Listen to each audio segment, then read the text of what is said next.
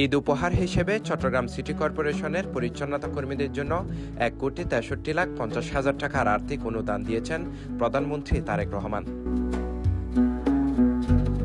রোববার ১৫ মার্চ জাতীয় সংসদ সচিবালয়ে প্রধানমন্ত্রীর নিজ কক্ষে আয়োজিত এক অনুষ্ঠানে চট্টগ্রাম সিটি কর্পোরেশনের মেয়র ডাক্তার সাদাত হোসেনের হাতে এই অনুদানের চেক হস্তান্তর করেন প্রধানমন্ত্রী।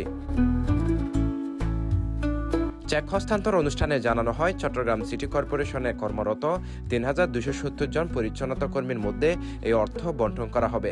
প্রত্যেক পরিচ্ছন্ন কর্মী ঈদ উপলক্ষে ৫,০০০ টাকা করে আর্থিক সহায়তা পাবেন বলে জানিয়েছেন মেয়র ডাক্তার সাদাত হোসেন। এই সময় প্রধানমন্ত্রী তারেক রহমান দেশের ১২টি সিটি কর্পোরেশনের পরিচ্ছন্নতা কর্মীদের জন্য একইভাবে ৫,০০০ টাকা করে ঈদ উপহার ঘোষণা করেন। অনুষ্ঠানে সংশ্লিষ্ট সিটি কর্পোরেশনের মেয়র ও প্রশাসকদের হাতে অনুদানের চেক তুলে দেওয়া হয়। CTG post, Chittagong.